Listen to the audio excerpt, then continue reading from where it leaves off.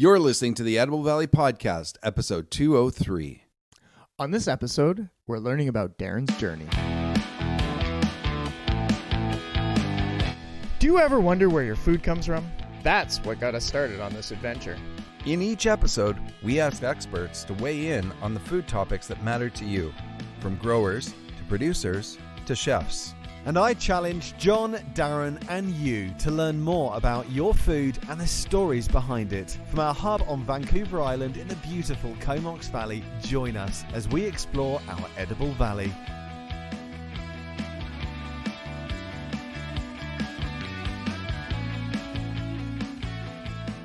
All right, welcome back to another episode of the Edible Valley Podcast. I'm chef and host Jonathan Frazier. And I'm co-host or subject, Darren Howlett.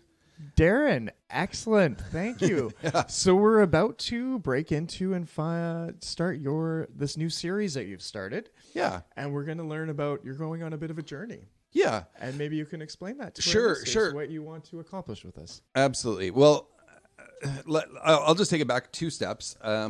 First off, I remember when I proposed this to you guys that we each sort of diverge off and do our own stuff, do our own episodes, sort of, speaking to our own personal knowledge and expertise rather than us as a group. I had this great series planned, and I had a second series planned, and both of those I had to park because I think that of the developments that are going on in my life, in our life, in the group's life, I think that those wouldn't be things that would be prudent to talk about right now. Right. So put that aside. We'll come back to those when it's the right time to talk about those things. So I had to come up with...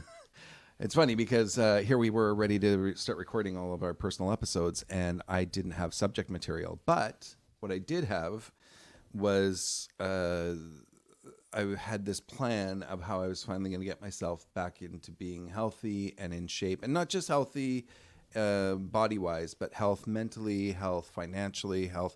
I just felt I was finally at a position where I was able to start growing again. I felt like, pandemic, personal tragedies, a whole bunch of things sort of kept me stagnant for a few years. You've been talking about this for quite a while, Yeah. and you've had this idea of what you want to do. Yeah. And I'm super excited that you've decided that you're going to start doing this and you're going to start sharing it with everyone. Yeah. So there's the extra challenge of you can't just say you're going to do it. You have Exactly. to do it. Yeah, exactly. I'm sort of involving our entire listener base to keep me honest, because I know that if I have to once a week on my other thing, I'll be documenting all this on YouTube.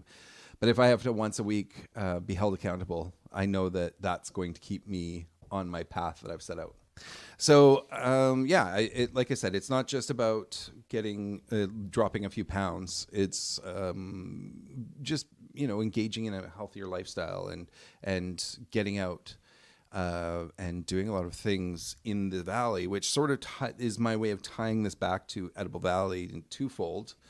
I feel like this is sort of relevant Edible Valley content in that, I'm going to outline some of the food changes I'm making smarter choices, and how I'm being a bit healthier and eating locally, of course.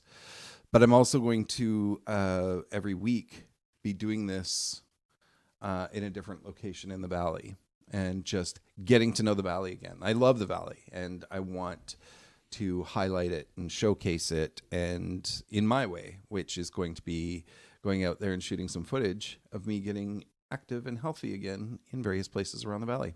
Goal to shed a few pounds. Is that what we're Yeah. So that's exactly it. I'm going to, and the first, so I don't know how do I approach this? So I'm not a diet person, and I think many of us aren't. I think there's a lot there that aren't.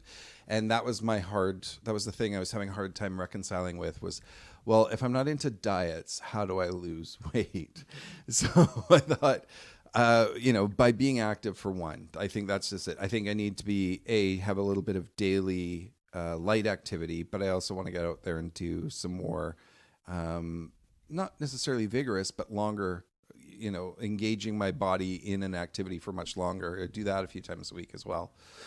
But as far as, food wise, I felt like the best possible approach for me is identify what I'm doing wrong or what I'm doing that's not good for my body, and slowly replacing it. I'm not big on fast change. Fast change doesn't work for me. It's not sustainable. I can make a fast change and 2 weeks later I go back to where I was. So I'm just slowly doing things that I know that I can maintain. And I've already started. I had a very bad habit of develop over the last little while where being that I work nights, I was starting to have dinner at 10, 10:30, 11. This last 2 months, I've been eating dinner after midnight. And that's ridiculous. Right. And it's definitely a big part of the problem. So there's that. I'm now making sure I started, I'm like, okay, well, no more eating after 12. Now I'm at no more eating after 11. Then I go, and I'm just once a week working back an hour till I get down to a reasonable hour to be eating my last meal of the day. And the other is that, again, in this industry, every night after work, I'll have a glass, not immediately after work, but closer to bedtime, just before bed, I'll have a glass of wine or two. Or 3 or 4. No. Yeah, I mean, sometimes, of course, sometimes. But yeah, usually it's a glass of wine or two. And I was like, that's not helping me. Right. That's not helping me. So, I've eliminated that. And though to me, that's enough for the first few weeks. If I can bring my, my dinner time down to whatever, to a reasonable hour, and I've eliminated drinking, say, through the week. Maybe I'll have a drink or two on the weekend when I'm with my family or friends, but that's about it. I should say, and I did one other thing. I've made sure that any snacking I do, which quite often would be maybe some cheese and crackers, maybe a little bit of leftovers, maybe whatever's in the fridge that's going in easy, it's now a hard, fast rule. It's either fruits or veg. That's it. That's the only thing I'm allowed to snack on between meals. So, again, not difficult changes, small changes that I can actually achieve and I can build on. So when I come back in about 6 weeks with another episode, I'd be happy to outline the changes I've added to this now that I have those under my belt, so to speak. Excellent. Yeah. But again, I wanted to, direct people to the YouTube channel where if you want to watch me, well, actually that's not the right word. If you want to join me, because I'm not intending on being on camera that much. I really actually want to showcase the valley, but it's where I will be doing my sort of weekly check-in and showing you where I've gone, get my exercise in the valley. That's beautiful, and it will tie to food. Almost every one of them will tie back to Comox Valley food in some way. And outlining the healthier choices that I'm making. But if anybody wants to follow along or has a comment about this, I would love to hear it. Encouragement or discouragement or whatever. I'd love to know what everybody thinks or get that little bit of support the few might have. Because it would, it's a lot more helpful when you know that there's people there. Well, I just had the question. So this Sure. isn't going to be some preachy thing about this is what you should do. This is about what you're trying to do. Absolutely. And whether it works or whether it doesn't work for you. Yeah, absolutely. There's no preaching here at all. This is, if something I do is you see that and you're like, I could do that, and you want to adopt that, fantastic. Or if you're like, that guy's got his head up his butt. That's fine too. I'm not asking anybody to follow along. I'm just saying, or I'm not trying to tell anybody else what to do. I'm just saying this is me sitting back and being realistic as to how I'm going to get myself into the shape that I want to be in. It's not going to happen in a few weeks. I'm doing this is a year. This is a year of me committing to getting to myself to where I want to be. So, cool. Yeah. And what kind of activities are you considering doing? Yeah, that's thanks, John. I knew there was a reason why I brought you on. What kind of activities? So I actually did a big, I put a lot of effort into this, and I thought 52 activities. that are reasonable that I can do and in the valley. And I listed them all out, and then I put them in order of ease to difficulty. Like, what's the easiest to what's the most difficult of those ones? There's far more difficult things to do in the valley, and if it goes to a year 2, I'd love to tackle some of those. But So what are the easy ones? the first few, I don't want to go into it too much, but the first few, like right after this, tomorrow morning, we're going down to the air park, and I'm going to film myself just doing some stuff around the air park.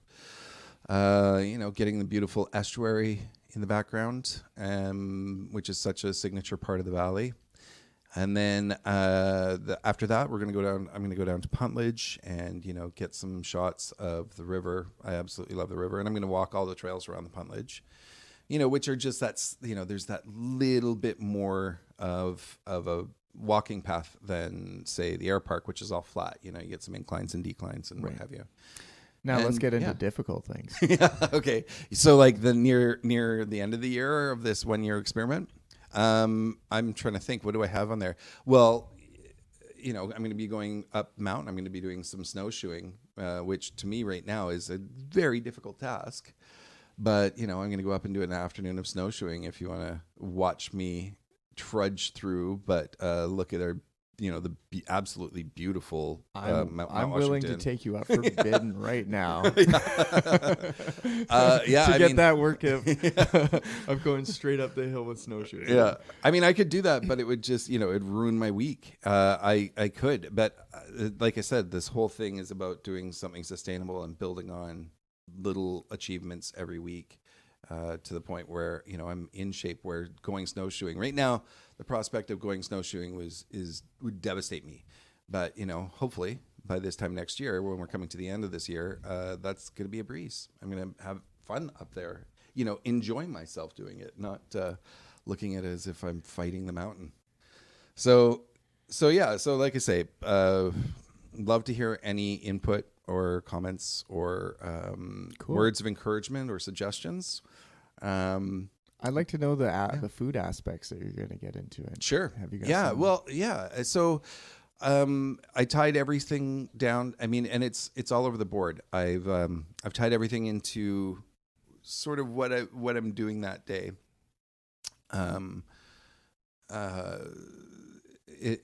I don't know.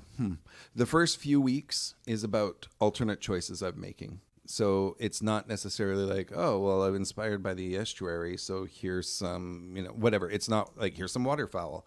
It's not that at all. It's more like the first few things are, here's some little changes I've made in my kitchen so that I have better ingredients to rely on, to base my meals on. I have better things available to me. I'm buying better groceries, et cetera, et cetera. And then as we go along, I've planned that, I start touching in with when you are at restaurants or when you are at some of these great spots. I mean, we have so much great food in the valley. How to make smarter, maybe more sensible choices. Maybe, not necessarily always indulging and giving, rewarding yourself with the sweetest or richest or fattiest of the foods on the menu, how to still enjoy yourself while being out there and making smart, sensible choices. And then near the end, it gets more towards recipes to sort of, using local ingredients that better sustain the lifestyle that I'm hoping to adopt to and build upon. Excellent. But, well, I'm super excited for you. Well, thank you. To go down this path because I think this is going to be exciting for you. Yeah. Well, thanks. And I've seen the list of some of the things you want to do, and I'm like, wow. They're all things I want to do myself. So yeah, I know I'll be joining you on some of these Absolutely, adventures. yeah. I know Will will probably be joining you on a bunch of these adventures. And that's another thing I should mention. And I don't want to give away too much, but I think that another part of health and mental health is the fact that I've been so isolated for so long. And it's really important for me to get back out there and have time with friends and companions and my kids and what have you. So each one of these activities, I will be bringing at least one other person along, that's not necessarily tied to this in any way, but just somebody to go out and, get some outside activity with every time, and just having common relationships and friendships in as we come out of the pandemic, getting back to a normal and a healthier normal. So well, that sounds like a truth there, because there's a few things involved in this, first of all, being active. Yeah. There's the mental health Yeah. of being communal people that we are, right. and then eating the health and taking care of your body. So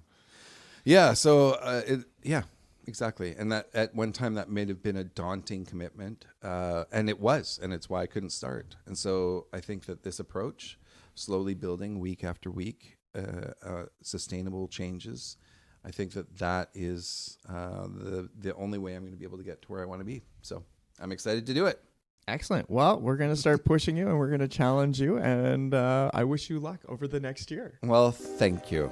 And that wraps up another episode of the Edible Valley podcast. Thanks for tuning in, and a special thanks goes to the local businesses that help support our podcast. They make it possible for us to showcase your local food community. We'd love you to follow us on your preferred social media at Edible Valley, where you can check out our blog, find recipes and tips, behind the scenes, and of course keep a lookout for where we are going to turn up next in your Edible Valley.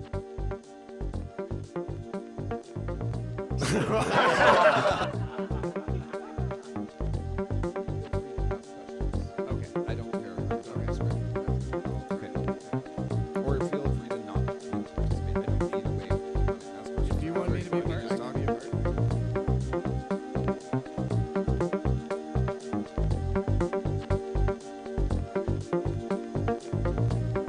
And this has been an Edible Valley production. Yeah. Beep, beep, beep, beep, beep, beep, beep, beep. Okay. Ready again?